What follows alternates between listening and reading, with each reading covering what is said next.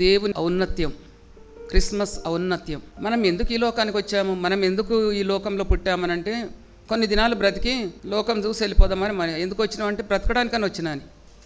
ఎందుకు తింటున్నామంటే బ్రతకడానికి తింటున్నా, తినడానికే బ్రతుకుతున్నా కాదు, బ్రతకడానికి తింటున్నాను కాదు. కానీ నా దేవుడు ఎందుకు వచ్చాడు? చనిపోవడానికని వచ్చాడు. హల్లెలూయా. ఆయన ఎందుకు వచ్చాడు? చనిపోవడానికని వచ్చాడు. సర్వ మానవాళికి రక్షణ ఇవ్వడానికని వచ్చాడు. కాబట్టి ఇక్కడ చూస్తే యేసు ప్రభు ఈ లోకంలో జన్మించినప్పుడు ఎక్కడ జన్మించాడో తెలుసా? పశువుల పాకలో జన్మించాడని ఉందా? ఎవరికీ తెలియదు. కటిక నేల మీద జన్మించాడు. ఆయన కటిక నేల మీద జన్మించిన తర్వాత యూదుల యొక్క ఆచారం ప్రకారము ఏ ఇంట్లో నన్న మగపిల్లవాడు పుడితే వాళ్ళందరూ వచ్చి పాటలు పాడాలి, పాటలు పాడి సంతోషాన్ని వెల్లడిపరచాలి. యేసు ప్రభు గోత్రం ఏది? యూదా గోత్రం. కానీ ఆయన వచ్చింది ఎక్కడి నుంచి? ఆయన పరలోకం నుండి వచ్చాడు. ఆయన దగ్గర ఎవరు లేరు. ఆయన ఎక్కడ జన్మించాడు? ఇక్కడ రాసలేదు బైబిల్లో. కటిక నేల మీద మనుషులు నడిచే త్రోవ, పశువులు నడిచే త్రోవ, రాళ్ళు రప్పలు చెత్త చెదారం అంతా కూడా ఉన్న దగ్గర పెట్టారు. పెట్టిన తర్వాత ఆయనకు చుట్టాలు ఎవరు, బంధువులు ఎవరు అని అంటే పరలోకం నుండి దూతలు వచ్చారు. హల్లెలూయా, హల్లెలూయా. పరలోకం నుండి దూతలు వచ్చి పాటలు పాడి ప్రశంసించాయి. నేడు లోకరక్షకుడు మీ కొరకు పుట్టి ఉన్నాడు, ఇదిగో ప్రజలందరికీ కలగబోవు మహా సంతోషకరమైన సువర్తమానం. ఒక దేశానికి కాదు, ఒక ప్రాంతానికి కాదు, ఇదిగో ప్రజలందరికీ కలగబోవు మహా సంతోషకరమైన సువర్తమానం. కాబట్టి ఇది అందరికీ పండుగనే. ఈ పండుగ ప్రపంచమంతా చేసుకుంటారు. తర్వాత మనకు 3 దినాలు 4 దినాలు, పెళ్ళైతే 7 దినాలు, ఇది కొన్ని నెలలు పండుగ చేసుకుంటాం మనం. ఎంత ఆనందమో, ఎంత సంతోషమో. డిసెంబర్ ఎప్పుడు వస్తుందా అని కొన్ని నెలల నుంచి మనము ఎదురు చూస్తుంటాం. కటిక నేల మీద ఆయన పుట్టినప్పుడు పరలోకం నుండి దేవదూతలు వచ్చారు. ఆయనను తీసుకొచ్చి పశువుల తొట్టిలో పెట్టినప్పుడు ఎవరు వచ్చారు? గొల్లలు వచ్చారు. ఆయన ఇంటిలోనికి వెళ్ళినప్పుడు జ్ఞానులు వచ్చారు. చూసారా ఎన్ని స్థలాలు మారిండు. కొన్ని నెలలకు ఆయన హేరోదు చంపుతాడని ఐగుప్తు దేశానికి వెళ్ళిపోయాడు. ఆయన యేసు ప్రభు అందరికీ ప్రభు, ఆయన అందరికీ రాజు ఆయన. కానీ యూదులకు రాజుగా పుట్టినవాడు ఎక్కడ ఉన్నాడు? తర్వాత మన పాపము ఆయనను రాకుండా ఆపలేదు. ఒక రాయల్ ఫ్యామిలీలో పుట్టినవాడు, లేదా చాలా డబ్బున్న వాళ్ళు, ధనమున్న వాళ్ళు, పలుకుబాడి ప్రఖ్యాతులు ఉన్న వాళ్ళు చూస్తే డ్రైనేజ్ పొంగుతుంది అనుకోండి, అక్కడి నుంచి వెళ్తామా మనము? ఎంత ముక్కు మూసుకుంటామో, అది మనకు అంటకూడదు, మన బట్టల మీద పడకూడదు, ఎంత రోతనో అని చెప్పేసి మనం ఇంత దూరం నుంచి వెళ్తాం. అది డ్రైనేజ్ అని తెలిసి దాని దగ్గరికి వెళ్ళి దాంట్లో ఉండడానికి వచ్చాడు మన యేసు ప్రభు. చప్పట్లు కొడుతున్న స్తోత్రాలు. హల్లెలూయా, హల్లెలూయా. అంత మురికి ఉన్నదని భూలోకానికి, అలాంటి మురికి స్థలానికి ఆయన కోరుకొని వచ్చాడు. ఎందుకు వచ్చాడు? నిన్ను నన్ను రక్షించడానికి, పరిశుద్ధతలోకి నడిపించడానికి. పరిశుద్ధుడైన ప్రభు. కాబట్టి మానవుడు దేవుని యొద్దకు వెళ్ళలేకపోయాడు. మీరు రారు, మీరు రాలేరు, మీరు వచ్చినా నా దగ్గరికి వచ్చినా ఏ నరుడు కూడా బ్రతకడు అని పాత నిబంధనలు చెప్పిన దేవుడు ప్రేమ కలిగి ఆయననే మన యొద్దకు వచ్చాడు. హల్లెలూయా. చూడండి యోహాను సువార్త 1వ అధ్యాయం 18వ వచనం. మనం దేవుడు ఎప్పుడు ఎన్నడను చూడలేం. తండ్రి రొమ్ముననున్న అద్వితీయ కుమారుడే ఆయనను బయలుపరిచాను. చూసారా, తండ్రి రొమ్ముననున్న కుమారుడే ఆయనను బయలుపరిచాడు. తండ్రి ఎలాగున్నాడో కుమారుడు అలాగే ఉన్నాడు. కుమారుడు ఎలాగున్నాడు, పరిశుద్ధాత్మ దేవుడు అలాగే ఉన్నాడు. ఈ త్రిత్వము కలిసి ఒక్క దేవుడు, ఒకే ఒక దేవుడు. మనకు ఆది యందు వాక్యముండెను, వాక్కు అయిన దేవుడు రూపం దాల్చి కన్యమరియమ్మ గర్భంలోకి వచ్చాడు. ఆయన పరిశుద్ధుడు. కాబట్టి నీవు కూడా పరిశుద్ధంగా ఉంటేనే ఆయన నిన్ను తీసుకొని వెళ్ళడానికి ఆయన వచ్చాడు. హల్లెలూయా. ఎంత చక్కగానంటే ఇది మనం గమనించాల్సిన విషయము, మనం అర్థం చేసుకోవాల్సిన విషయం ఏంటి అని అంటే, క్రిస్మస్ అసలు బైబిల్లో లేదు, క్రిస్మస్ తారీఖు లేదు, డేట్ లేదు, స్థలము లేదు. కానీ ఆయన రాంది లూకా సువార్త 2వ అధ్యాయం అంతా ఆయన జన్మం గురించే ఉన్నది. మత్తయి సువార్త 2వ అధ్యాయం కూడా ఆయన జన్మం గురించి ఉన్నది. ఇది చక్కగా రాస్తాడు. ఆయన వచ్చాడు, ఆయన జన్మించాడు. కానీ ఆయన ఎందుకు జన్మించాడు, ఎందుకు వచ్చాడు అని అంటే, నీ పాపము తీసివేసి ఆయన వలె పరిశుద్ధతలోకి రావాలని. హల్లెలూయా. ఆయన పరిశుద్ధుడు, మీరు కూడా పరిశుద్ధులై ఉండండి, నా వలె మీరుండండి. మనకు బట్టలు మురికి కాగానే వెళ్ళి ఏం చేస్తాం? బయట నుంచి రాగానే చెమట కంపు కదా, అంత మట్టి ధూళి దుమ్ము అంతా మీద పడిందని తొందరగా వెళ్ళేసి స్నానం చేసి బట్టలు మార్చుకొని ఫ్రెష్ అయి వస్తాం. అంతే ఫ్రెష్ అయినామా? మన హృదయం ఫ్రెష్గా ఉందా? మన హృదయంలో కోపము, క్రోధము, కపటము, కుళ్ళు, కుట్ర ఇదంతా ఉంది. మరి ఎలాగ నువ్వు దేవునికి ఆహ్వానిస్తున్నావు? ఆయన లోపలికి రావాలనుకుంటున్నాడు, కానీ వాటితో నిండి ఉన్నది. కాబట్టి నీకున్న ఈ అపవిత్రత పోగొట్టడానికే ఆయన వచ్చాడు. ఈ అపవిత్రత ఎలాగూ పోగొడతాడు? నీ శరీరానికి అంటలేదు, ఇది ఆత్మకు, నీ హృదయానికి, నీ లోపల ఏమున్నది? పాపం ఉన్నది. ఆ పాపం పోవాలనంటే పరిశుద్ధుని రక్తం కావాలి. అది ఫ్రీగా రావాలి. పవిత్రుని రక్తం కావాలి, ఫ్రీగా రావాలి. తర్వాత ప్రతివాడు ఆ రక్తంలో కడగబడాలి. నీవు ఏ దేశపు వాడివైనా, ఏ ప్రాంతపు వాడివైనా, ఏదైనా పర్వాలేదు, నీవు యేసు ప్రభు రక్తంలో కడగబడాలి.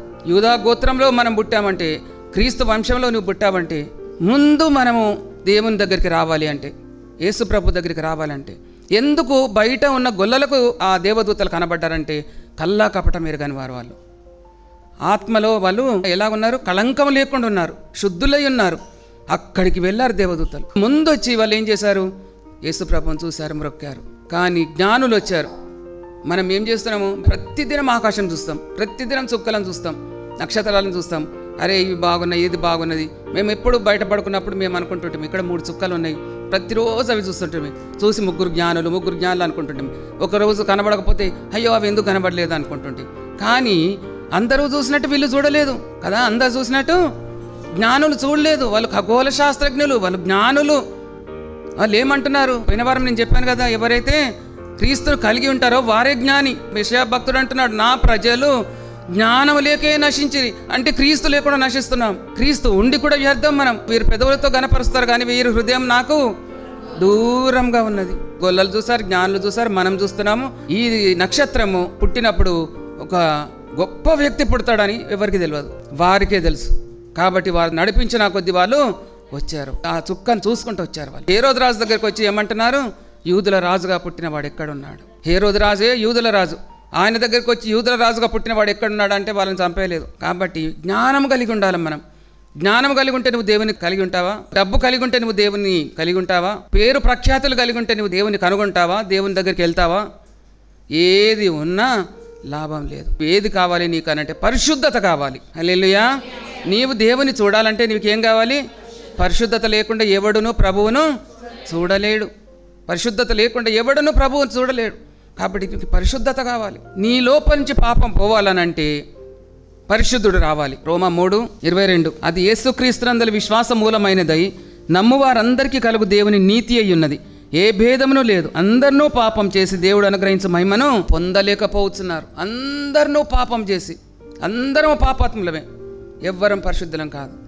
కానీ అయినా నా దేవుడు ఏమంటున్నాడంటే నిన్ను పరిశుద్ధురాలుగా నేను చేస్తున్నాను. ఇప్పుడు ఎందుకు అనంటే ఆయన పరిశుద్ధత మనకు ఉండాలి, ఆయన నీతి మనకు ఉండాలి, ఆయన యథార్థత మనకు ఉండాలి. ఆయన లాగా మనం ఉంటే అప్పుడు ఆయన నిన్ను తీసుకొని వెళ్తాడు. ఆయన ఈ లోకానికి వచ్చినప్పుడు మనం ఎవరం కూడా ఆహ్వానించలేదు. ఆయన ఎవరం కూడా ఆహ్వానించలేదు. సత్రపు యజమాని కూడా అయ్యా నా దగ్గర పశువులు నీళ్లు తాగే తొట్టి ఉన్నది, ఆ తొట్టి ఇచ్చాడు ఆయన. ఆయన దగ్గర కూడా స్థలం లేదు. కానీ అందరినీ ఆయన ఆహ్వానిస్తున్నాడు, నా రాజ్యంలోనికి మీరు రండి అని. హల్లెలూయా. నా రాజ్యంలోనికి మీరు రండి. ఎలాగో? యోహాను సువార్త 14 నా తండ్రి ఇంట అనేక నివాసములు కలవు, లేని ఎడ్ల నేను మీతో చెప్పుదును. నేను నా తండ్రి యొద్ద మీకు స్థలము సిద్ధపరచ వెళ్ళుతున్నాను. నేనుండు స్థలమున మీరుండు లాగున మరలా వచ్చి నా యొద్ద నుండునట్లు నేను మిమ్మల్ని తీసుకొని పోతానంటున్నాడు. హల్లెలూయా, హల్లెలూయా. నేను సౌదీలో ఉన్నప్పుడు వెకేషన్ పోతున్నామని అంటే నాకు డబ్బులు కావాలి, నేను ఆథరైజేషన్ లెటర్ రాసిస్తాను, వచ్చే నెలది జీతము నాకు ఇప్పుడు అడ్వాన్స్ నువ్వు ఇస్తే నాది నువ్వు తీసుకో అని నేను ఆథరైజేషన్ లెటర్ రాసిస్తాను అన్నాడు. నీకు ఇస్తే నాకేం లాభము? నీతోనేమైనా లాభం ఉందా అని మొదలు వాళ్ళు పరీక్షిస్తారు నన్ను. నీతో నాకు లాభం లేదు, ఎందుకంటే నువ్వు నా దేశం కాదు, నువ్వు నా ఊరు కాదు, కాబట్టి నేను నీకు ఇవ్వనని ముఖం మీదనే చెప్పేసింది. నేనేం బాకీ అడుగుతలేను, వచ్చే నెల నువ్వు ఇక్కడ ఉంటావు కదా, నాది తీసుకో, కొద్ది అడ్వాన్స్ ఇవ్వమని అడిగిన. అంటే నీతో నాకు లాభం లేదు, నేను ఇవ్వ అన్నది. నాకు ఇస్తాను ప్రామిస్ చేసిన డాక్టర్ నా దగ్గర నుంచి తీసుకొని వెళ్ళాడు. ఆయన వచ్చేసి నాకు చాలా అప్పులునే నేను ఇవ్వ అన్నాడు. నాకు ఎవరు ఇచ్చారంటే ఒక పాకిస్తాన్ అతను ఇచ్చాడు. చూసారా, ఏ భేదమును లేదు. దేవుని ప్రేమ ఎవరిలో ఉంటే వాళ్ళు నీకు సహాయం చేస్తారు. దేవుని ప్రేమ నీలో ఉంటే, దేవుని వల్ల మనం మారితే, ఆయన క్రిందికి వచ్చాడు ఎందుకు అనంటే నిన్ను తీసుకొని వెళ్ళడానికి. నిన్ను తీసుకొని వెళ్ళాలంటే నీలో ఉన్న పాపం పోవాలి. నీలో పాపం పోవాలంటే నీ శరీరానికి అంటిన మైల కాదు, నీ శరీరానికి అంటిన మురికి కాదు, నీ బట్టలకు అంటిన మురికి కాదు, నీ హృదయానికి, నీ ఆత్మకు, నీ మనసుకు, నీ తలంపులకు అంటిన మురికి పోవాలనంటే పరిశుద్ధుని రక్తం కావాలి. అన్ని గ్రంథాలలో రాస్తుంది అది. హల్లెలూయా. రక్తమే పాప పరిహారనని. కాబట్టి పాప పరిహారం రక్త ప్రోక్షణ. అది ఏ రక్త ప్రోక్షణ? జంతువులది కాదు, పశువులది కాదు, ఎవరిదంటే వాళ్ళది కాదు. నేను నీ కొరకు ప్రాణం పెడతానయ్యా, నీ కొరకు నేను ప్రాణం పెడతానని నేను ఎన్నోసార్లు అంటాను. నేను నీ కొరకు ప్రాణం పెడతాను. నీ ప్రాణం ఎవరికి కావాలి? ఆఫ్టర్ ఆల్ నీ ప్రాణం ఎంత? ఒక చీమలాగా, ఒక దోమలాగా. కానీ పరలోకము కదా, ఆకాశం మహాకాశంలో పట్టుచాలని దేవుడు ఈ భూమి మీదకి ఒక కన్య గర్భంలోనికి ఎలాగొచ్చాడు, ఎలా ఇముడ్చుకున్నాడు. నేను థియేటర్లో అసిస్ట్ చేసేటప్పుడు సిరియన్ డాక్టర్ ఉండే, డాక్టర్ నిసార్ అని. ఈ కాఫ్ మజిల్ ఉంది కదా, ఏమంటే పిక్క, ఆ పిక్క లోపలికి ముళ్ళు గుచ్చుకుంది. ముళ్ళు గుచ్చుకుంటే ఆ ముళ్ళుకి ఇంతనే ఇన్సిషన్ ఇవ్వాలి, కొద్దిగానే కట్ చేసి ఆ ముళ్ళు ఎక్కడ ఉందని వెతకాలి. ఆయన ఒక్కొక్క వేలు ఇంతుంది, ఆ రంధ్రం ఇంతున్నది. అది ఎలాగో అది పోతలేదు. అది అటు ఇటు చేస్తుండు. చెమటలు కారుతున్నాయి, ఆ చెమటలు కూడా నిలబడుతున్నాయి. అయితే నేనన్నాను, డాక్టర్ నువ్వు కొద్దిగా వెయిట్ చెయ్యి, నేను చూస్తానని చెప్పేసి అప్పుడు నా చేయి పెట్టి నేను ఇట్లా తడివి అది తీసి ఆయనకి ఇచ్చేసినాను. హల్లెలూయా. అది తీసి ఆయనకి ఇచ్చిన తర్వాత ఆయన ఎంత సంతోషపడ్డాడంటే, నేను ఎప్పుడు అసెస్ చేసినా నువ్వే రానంటే, నీకు అసలు సర్జరీ చక్కగా రాదు, ఇంకా నేను ఇక్కడ రావాలని చెప్పేసి ఒకసారి ఈ గాల్ బ్లాడర్ కాలిసిస్టెక్టమీ చేస్తే నేను వెళ్తే 5 గంటలైంది, ఆయన బయటకు రాడు. అంత భయంకరం. కాబట్టి అంత చిన్నదానికి ఆ వ్రేలు లోపలికి పోతలేదు. పోకపోతే ఏం దాంట్లో పట్టే ఫార్సెప్స్ అన్న పెట్టాలి, ఇన్స్ట్రుమెంట్ అన్న పెట్టాలి, లేదంటే మన ఫింగర్ అన్న పెట్టాలి. కానీ అంత మహాకాశంలో పట్టని దేవుడు ఆ కన్య గర్భంలోకి ఎలాగొచ్చిండొచ్చు? ఎంత కుదించుకున్నా వచ్చిండొచ్చు? ఆలోచించాలి. ఎంత తగ్గించుకున్నాడు, ఎంత కుదించుకొని వచ్చాడు. నీ కొరకు నా కొరకు ఆ మురికి స్థలంలోనికి వచ్చాడు. మురికి స్థలంలో పడుకోబెట్టబడ్డాడు. ఎంతగానంటే ఆయనను ఎన్నినోళ్ళ పూజించినా, ఎన్నినోళ్ళ మనం ఆరాధించినా, ఎన్నినోళ్ళ స్తుతించినా మన జీవితాలకు తక్కువే. హల్లెలూయా, గట్టిగా హల్లెలూయా. అందుకని చూస్తే ఆయన అంటాడు, నేను సర్వమానవాళి కొరకు వచ్చినానంటాడు. కానీ ఆమోసు గ్రంథంలో 3వ అధ్యాయంలో అంటాడు, నేను ఇశ్రాయేల్ వంశం కొరకే వచ్చానంటాడు. మత్తయి సువార్త 15వ అధ్యాయం 24వ వచనంలో సురోఫెనికయ స్త్రీ దయ్యం పట్టిన ఆమెతో అంటాడు, నేను ఇశ్రాయేలు వంశంలో ఉండి నశించిన గొర్రెల యుద్ధకే వచ్చానంటాడు. హల్లెలూయా. ఆయన ఎంత స్పష్టంగా చెప్తుండే, ఇశ్రాయేళ్ల కొరకే వచ్చినా, నేను వారి యుద్ధకే వచ్చినా, నేను మీ అందరి యుద్ధకు కాదు, వారి కొరకే వచ్చినాను అంటున్నాడు. అపోస్తల కార్యములు 13వ అధ్యాయం 46వ వచనంలో చూస్తే నిజమే, ఇశ్రాయేళ్ల కొరకే వచ్చింది. మీరు మెస్సీయని నమ్మలేదు, కానీ సువార్తనన్నా మేము చెప్తామనంటే అది కూడా నమ్మలేదు. వాళ్ళు నమ్మలేదు. కాబట్టి మేము అన్యజనుల యుద్ధకు వెళ్తున్నాము. అన్యులు నమ్మితే వాళ్ళు ధన్యులు, చూసిన వారి కంటే చూడక నమ్మిన వారు ధన్యులు. చాపలు కొడతాను, స్తోత్రాలు చెల్లిస్తాం. హల్లెలూయా, హల్లెలూయా. చూసిన వారి కంటే చూడక నమ్మిన వారు ధన్యులు. కాబట్టి మనము ధన్యులము. మనము ఆ యేసయ్యను నమ్ముకున్నాం. ఎంత గట్టిగా నమ్ముకున్నామనంటే, కాబట్టి ఆయన ఏం చేశాడనంటే, నా హృదయానికి తగిన మలినాన్ని తొలగించడానికి ఆయన రక్తమాంసములు గలవాడై భూమి మీదకి వచ్చాడు. ఈ రక్తమాంసములు గలవాడు ఎందుకు వచ్చాడు అనంటే, మన పాపదోషములు క్షమించడానికి, ఆయన రక్తము చేత మనల్ని శుద్ధీకరించడానికి ఆయన రక్తమాంసం పొందుకొని ఆయన ఇక్కడికి వచ్చినట్టు ఇక్కడ మనం నేర్చుకుంటున్నాం. ఈ సర్వలోక పాపములు క్షమించబడాలంటే ఆయన రక్తమే కావాలి. ఆయన పరిశుద్ధుడై ఉండాలి, ఆయన దేవాతి దేవుడై ఉండాలి. ఆయన రక్తము ఫ్రీగా మనకు ఇప్పించబడాలని. కాబట్టి రక్తం కార్చాలంటే ఆయన మొట్టమొదలు ఆయన ఆత్మస్వరూపి. ఆత్మస్వరూపికి రక్తం ఉండదు, మాంసం ఉండదు కదా. కాబట్టి ఆయన ఏం కావాలా? శరీరం కావాలి, రక్తం కావాలి, మాంసం కావాలి కదా. ఇలాగూ రక్త మాంసంలో గలవాడై ఆయన మానవుల్లో ఒకనిగా మన శోధనలు కూడా సహించాడు. కాబట్టి రక్తం చిందించబడాలంటే ఆయన రక్త మాంసంలో పాలివాడు కావాలి. కాబట్టి అందుకని నరావతారిగా ఆయన ఈ లోకానికి వచ్చాడని మనం నేర్చుకుంటున్నాం. చూడండి, యెషయా గ్రంథం 9వ అధ్యాయం 6వ వచనం, ఏలేనగా మనకు శిశువు పుట్టెను, మనకు కుమారుడు అనుగ్రహింపబడెను. చాలమ్మా, ఇక్కడ 2 ఉన్నవి. ఏలేనగా మనకు శిశువు పుట్టెను. శిశువు అనంటే ఒక ఇంట్లో పుడతాడు శిశువు. ఆత్మీయ అర్థము శిశువు అనగా భూ సంబంధమైన దేవుడు. ఆయన రక్తం మనకు కావాలంటే ఆయన భూ సంబంధి అయి ఉండాలి. నిన్ను పరలోక రాజ్యం తీసుకొని వెళ్ళాలంటే కుమారుడు అనుగ్రహించబడేను. ఆయన అనుగ్రహించబడ్డాడు, ఆయన పుట్టలేదు. ఆయన పైనుంచి దేవుని దగ్గర నుంచి ఆయన మనకు అనుగ్రహించబడ్డాడు. ఆయన కృప ద్వారా, ఆయన దయ ద్వారా ఆయన ఈ లోకానికి వచ్చాడు. కాబట్టి ఆయన సర్వ మానవాళి పాపములు క్షమించాలంటే, తుడిచివేయాలంటే, కడగాలనంటే ఆయన సంపూర్ణ మానవత్వం కలిగి ఉండాలి, సంపూర్ణ దైవత్వం కలిగి ఉండాలి, సంపూర్ణ దేవుడుగా ఉండాలి, సంపూర్ణ మానవుడుగా ఉండాలి. అందుకని ఒక చేత్తో మనల్ని పట్టుకున్నాడు, ఒక చేత్తో తండ్రి చేయి పట్టుకున్నాడు. శిలువ మీదకి వచ్చిన తర్వాత తండ్రి చేయి విడిస్తే అప్పుడు ఎంత గొప్ప కేక వేశాడు. నా దేవా, నా దేవా, నన్ను ఎందుకు చేయి విడిచి? అప్పుడు దేవా అంటున్నాడు. చేయి విడవగానే దేవుడు అయిపోయాడు. ఆయన చేయి పట్టుకున్నంతసేపు తండ్రి తండ్రి అని అంటున్నాడు. నువ్వు ఎక్కడ పంపితే నేను అక్కడికి వస్తాను, నీ చిత్తం నెరవేర్చుటకే నేను వచ్చానంటాడు. పరిపూర్ణంగా నెరవేర్చానంటాడు. అంత నెరవేర్చిన మళ్ళీ ఆయన చేయి విడిచిపెట్టగానే దేవాని ఎంత దీనంగా ఆయన మొరపెట్టుకోడు, ఒక గొప్ప కేక వేస్తున్నాడు, నీవెందుకు నా చేయి విడిచావని. హల్లెలూయా. నేను చేయి విడిస్తే కానీ ఈ మానవాళికి రక్షణ లేదు, సర్వ మానవాళి కొరకు నేను చేయి విడవాల్సిందే అని ఆయన చేయి విడిచాడు. పోయిన వారం చెప్పుకున్న ప్రకారంగా మనకు క్రిస్మస్ అంటే ఎంత సంతోషము, తండ్రికి అంత దుఃఖం. తన కుమారుని చచ్చిపోవడానికి ఆయన విడిచిపెట్టాడు, మురికి లోకంలో ఆయనను పంపాడు, సర్వ మానవాళి పాపం ఆయన మీద మోపాడు, పాప శరీరాకారంగా ఆయన వచ్చాడన్నది పత్రికల పాఠంలో. ఆయన పాప శరీరంగా మార్చబడ్డాడు. కాబట్టి తండ్రి దుఃఖపడుతున్నాడు. మనం సంతోషంగా మనం కొత్త బట్టలు వేసుకుంటున్నాం, సున్నాలు వేసుకుంటున్నాం, పెయింటింగ్లు వేసుకుంటున్నాం, మనం ఏం చేస్తున్నాము, ఏమేమో నగలు కొనుక్కుంటున్నాం, ఏమేమో పిండి వంటలు చేసుకుంటున్నాం, బిర్యానీలు వండుకుంటున్నాం, తింటున్నాం, ఎంత ఆనందమో, టపాకాయలు పేలుస్తున్నాం, అందరికీ మా పండుగ మా పండుగ మా పండుగ. ఏంటి, నా దేవుడు నా దగ్గరికి వచ్చాడు, నా దేవుడు నా దగ్గరికి నా పాపం తీసివేయడానికని వచ్చాడు, నా పాపం తీసి పరిశుద్ధంగా చేసి ముఖ్యంగా నన్ను తనతో తీసుకొని వెళ్ళడానికని వచ్చాడు. హల్లెలూయా, గట్టిగా హల్లెలూయా. నన్ను ఆయనతో తీసుకెళ్ళడానికి ఆయన వచ్చాడు. కాబట్టి నాకు ఎంతో సంతోషం. ఆయన నరావతారిగా, నరుని రూపు, ఆయన కోటి సూర్యకాంతులంత ప్రభావం కలిగిన ఆయన రూపము, సమీపించరాని తేజస్సులో అమరత్వం కలిగి నివసించే దేవుడు ఎక్కడున్నాడు? ఆయన తండ్రి కుడిపార్శ్వన కూర్చొని ఉన్న దేవుడు ఆయన ఎక్కడికి వచ్చాడనంటే మనుషులు చూడనుల్లని వాడుగా, విసర్జింపబడిన వాడుగా అవడానికి ఆయన ఈ లోకానికి వచ్చాడు. ఎంత ఇష్టంగా వచ్చాడు. మనము మానవులం కాబట్టి మనల్ని రక్షించడానికి ఆయన వచ్చాడు. ఆయన మనల్ని తీసుకెళ్ళడానికి ఆయన ఎంత కష్టమైన, అందుకని అంటాడు కదా గెత్సెమనే తోటలో, పాపాలన్నీ చూసి ఆయన ఏమైపోయాడు, కొద్దిగా బలహీనపడ్డాడు. వెంటనే దూత వచ్చి బలపరిచింది. అప్పుడు ప్రార్థన చేస్తే చెమట రక్తంగా మారిపోయింది. అంత మనం ప్రార్థన చేస్తామా? 5 నిమిషాలు ప్రార్థన చైన్ ప్రార్థన చేస్తుంటే ఎక్కడెక్కడ ఆలోచనలు వస్తాయో. కానీ నా దేవుడు నీ కొరకు రాత్రంతా ప్రార్థన చేస్తున్నాడు, దినమంతా సువార్త ప్రకటిస్తున్నాడు, రోగాలను స్వస్థపరుస్తున్నాడు, దయ్యాలను వెళ్ళగొడుతున్నాడు, ఎన్ని అద్భుత కార్యాలు చేస్తున్నాడు. అన్నీ చేసి ఏం చేస్తున్నాడంటే అందరూ ఏమన్నారు, ఆయనను పట్టుకొని చంపడానికని పరిగెత్తుతూ ఉన్నారు కదా. కాబట్టి యేసుప్రభు ఒక్కడే మనకు దైవ మానవునిగా మారాడు. పాస్టర్ ఒక ఉపమానం చెప్పాడంట. కుమారుడంట దేశద్రోహం చేశాడంట, చాలా భయంకరమైన పాపం చేసి ఆయన మీద కేసు వచ్చి ఆ కోర్టులోకి తీసుకొని వచ్చారు.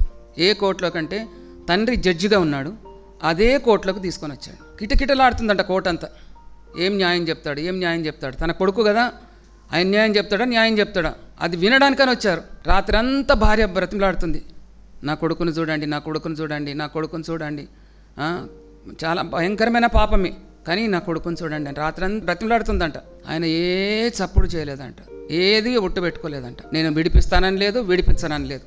ఆయన కాముగా ఉన్నాడంట. పోయి జడ్జి వస్త్రాలు ధరించుకొని జడ్జి సీట్లో కూర్చొని ఉన్నాడు. కొడుకు వచ్చేసాడు. వాదనలు వాదించిన తర్వాత చూస్తే చాలా భయంకరమైన పాపము, దేశద్రోహం అంటే చాలా తప్పు. కాబట్టి ఉరిశిక్ష దానికి, అది కూడా ఆన్ ద స్పాట్ ఉరిశిక్ష అని చెప్పేసి ఆయన తీర్పిచ్చాడంట. ఈయనను ఉరిశిక్షకి వాళ్ళ అమ్మ ఫెయింట్ అయిపోయింది, పడిపోయిందంట అక్కడ కోర్టులో. ఏడ్చేటోళ్ళు ఏడుస్తున్నారు, ప్రశంసించేటోళ్ళు ప్రశంసిస్తున్నారు, అప్రిషియేట్ చేస్తున్నారు. కొడుకైనా కానీ ధర్మం తప్పలేదు, చాలా చక్కగా ఆయన న్యాయం చెప్పాడని అందరు మెచ్చుకుంటున్నారు. ఆయన జడ్జి వస్త్రాలు తీసివేసి తన సొంత వస్త్రాలు వేసుకొని వాళ్ళ కొడుకును ఉరికంబానికి ఎక్కిస్తుంటే అక్కడికి వెళ్ళి ఆయన వస్త్రాలు ఈయన వేసుకొని నేను వెళ్తాను ఉరికంబానికి అని చెప్పేసి కొడుకు కొరకు తండ్రి ఉరికంబం ఎక్కాడంట. ఇది నా దేవుడు చేసిన న్యాయం. ఆయనకు న్యాయం ఉన్నది, ఆయనకు ప్రేమ ఉన్నది. న్యాయం కూడా ఖండించలేదు, ప్రేమను కూడా తొలగించలేదు. అందుకని నా దేవుడు నీవు ఏ సమయంలో ఏది కోరితే అదే ఇస్తాడు. కొన్నిసార్లు అనిపిస్తుంది నాకు అన్యాయం జరుగుతుంది, నాకు అన్యాయం జరుగుతుంది, అన్యాయం జరుగుతుందని. కానీ న్యాయాధిపతి అయిన దేవుడు ఎక్కడ ప్రేమ చూపించాలో అక్కడ ప్రేమ చూపిస్తాడు, ఎక్కడ న్యాయం చూపించాలో అక్కడ న్యాయం చూపిస్తాడు. హల్లెలూయా. చప్పలు కొట్టి స్తోత్రాలు చెల్లిస్తాం. హల్లెలూయా, గట్టిగా హల్లెలూయా. కరెక్ట్గా ఉన్న జడ్జి అని చెప్పేసి జడ్జి రూపంలో మన దేవుడు అక్కడ ఉన్నాడని మనకు తెలుసు. కాబట్టి పాపానికి శిక్ష మరణం. ఇప్పటికైనా మనం ఆ మరణాన్ని తప్పించుకోవాలంటే పాపం నుంచి బయటకు రావాలి. పాపం నుంచి బయటకు రావాలంటే యేసుక్రీస్తు నమ్ముకోవాలి. యేసుక్రీస్తు నమ్ముకోవాలంటే నీవు ప్రభు అంత దూరం నుంచి దేనిలాగా వచ్చాడు? ఆయన పరిచారము చేయించుకొనట కాదు, చేయడానికని వచ్చాడు. ఆయన పరిచారకునిగా వచ్చాడు, ఆయన సర్వెంట్గా వచ్చాడు. హల్లెలూయా. చూసారా, ఆయన సర్వెంట్గా వచ్చాడు. కానీ ఫిలిప్పి 2 అంటాడు, మనిషిని పోలికగా పుట్టి తన్ను తాను రిక్తునిగా చేసుకున్నాడు, దాసుని స్వరూపం ధరించుకొని. కానీ లూకా సువార్తలో మరియమ్మ అంటది, ఇదిగో ప్రభువు దాసరాలను. హల్లెలూయా. మరియమ్మకు అదే క్రిస్మస్ అండి. చప్పలు కొడదాం. హల్లెలూయా. ఇది మరియమ్మ క్రిస్మస్. ఏది? ఇదిగో ప్రభువు దాసరాలను. ఎంతమందో మెస్సియా నా గర్భంలోకి రావాలి, నా గర్భంలోకి రావాలి, కానీ ఎవరు నిష్కలంకురాలు, ఎవరు పరిశుద్ధురాలు, ఎవరు ప్రార్థన పరురాలు, ఎవరు యథార్థవంతంగా ఉన్నారు, ఎవరు ఏ చీకటి లేకుండా ఏ పాప హృదయం లేకుండా ఉన్నారో వారిని దేవుడు దృష్టిస్తున్నాడు. కాబట్టి ఆయన దృష్టికి మరియమ్మ కనబడ్డది. ఆ మరియమ్మ కడుపులోకి ఆయన వచ్చేసాడు. అయితే ఇదిగో నీవు గర్భవతి అవుతున్నావు, నీవు కుమారునికి అందువు, ఆయనకు యేసు అను పేరు పెట్టుదు అని అంటే ఇది ఎలా జరుగుతుంది? నేను పురుషుని ఎరగని దానని అని అంటే పరిశుద్ధాత్మ నిన్ను కమ్ముకుంటున్నది, పరిశుద్ధాత్మ వల్ల నీవు గర్భం ధరిస్తావని చెప్పగానే ఇదిగో ప్రభువు దాసరాలను. ఆ చిన్న పిల్ల, ఆమెకి ఏదీ తెలియదు, కానీ ఇదిగో ప్రభువు దాసరాలను. నా కడుపులో నేను మోయాలనంటే నేను ఆయనకు దాసరాలనై ఉంటాను. నీవు వాక్యం మోస్తున్నావా? నీవు ఆయనకు దాసరాలవై ఉండు, ఆయనకు దాసుడివై ఉండు.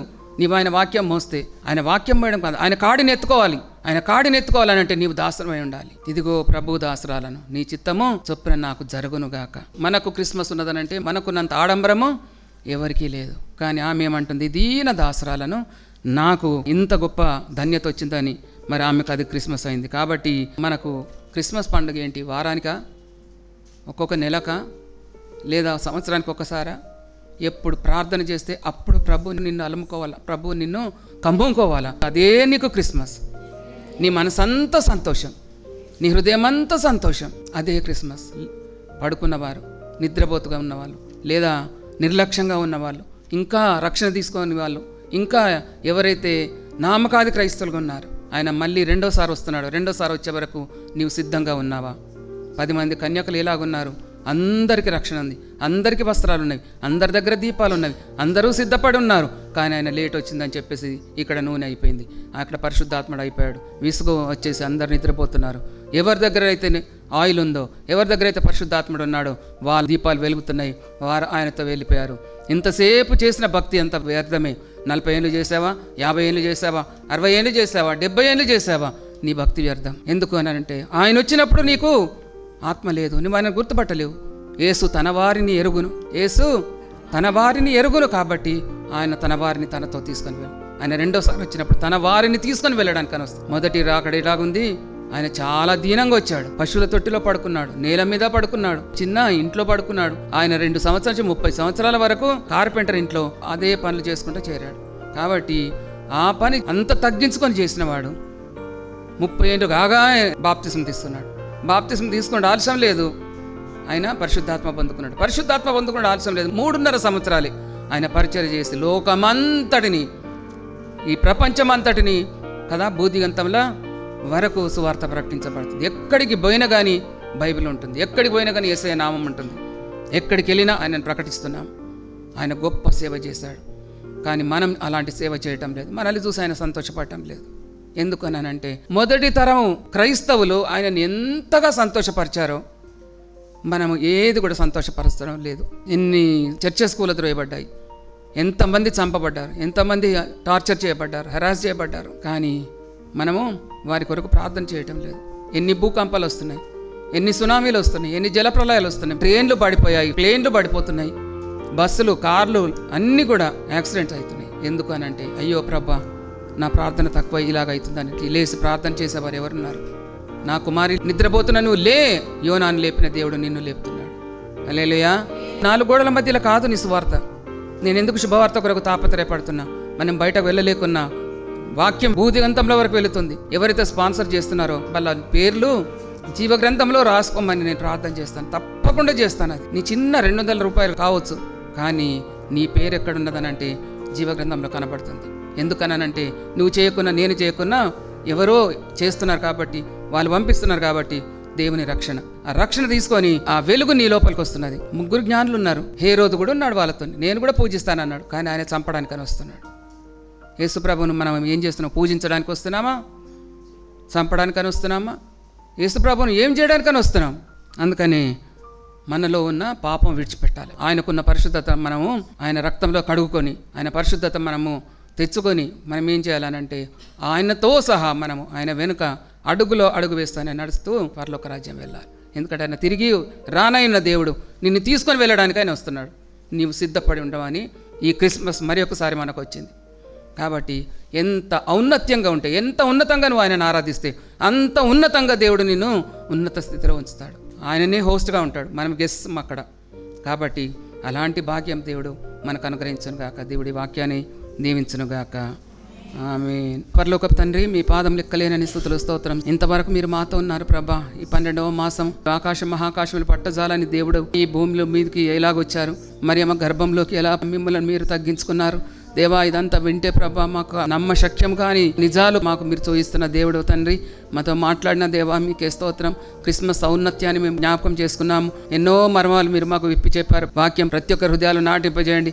వాక్యం ద్వారా మేము ఉజ్జీవింపబడి తెప్పర్లే చేసే ప్రభా ఎంతో మందికి మేము ఎలుగెత్తి చాటి చెప్పడానికి సహాయం దయచేయండి దేవా. బలహీనరాలు నన్ను బలపరిచారు ప్రభా. వాక్యము శుభవార్త ద్వారా, ఫేస్బుక్ ద్వారా, ఆన్లైన్లో ప్రభా ప్రకటింపబడుతుంది. వింటున్న ప్రతి బిడ్డను మీరు ఆశీర్వదించి దీవించి వారి అక్కర్లు తీర్చండి అయ్యా. అనుకున్నట్టు జరగాలి ప్రభా. ముఖ్యంగా మహా సంతోషకరమైన శుభవర్తమానం, ఆడంబరమైన క్రిస్మస్ మేము జరుపుకోవాలి తండ్రి. ఎంత దుఃఖంగా ఉన్నా అయ్యా మేము ప్రభా సంతోషంగా మేము జరుపుకుంటున్నాం. ఎందుకంటే మీరు మమ్మల్ని ప్రేమించి మా దగ్గరికి వచ్చారు. మేము నశించిపోతున్న వారం ప్రభా, మీరు మమ్మల్ని రక్షించారు, మీతో తీసుకుని వెళ్ళడానికి అని వచ్చారు దేవా. మేము పరిశుద్ధులమై మీ మనసును కలిగి ప్రభా మీతో వచ్చే బిడ్డలుగా మమ్మల్ని చేయమని ప్రార్థిస్తున్నాను. ఆశీర్వదించి దీవించమని అయ్యా నా ప్రార్థన పరిశుద్ధ చేసుకుని ప్రతిఫలం దాయించమని యేసుక్రీస్తు అతి పరిశుద్ధ నామంలో అడిగి వేడుకొని చుట్టున్నాను తండ్రి.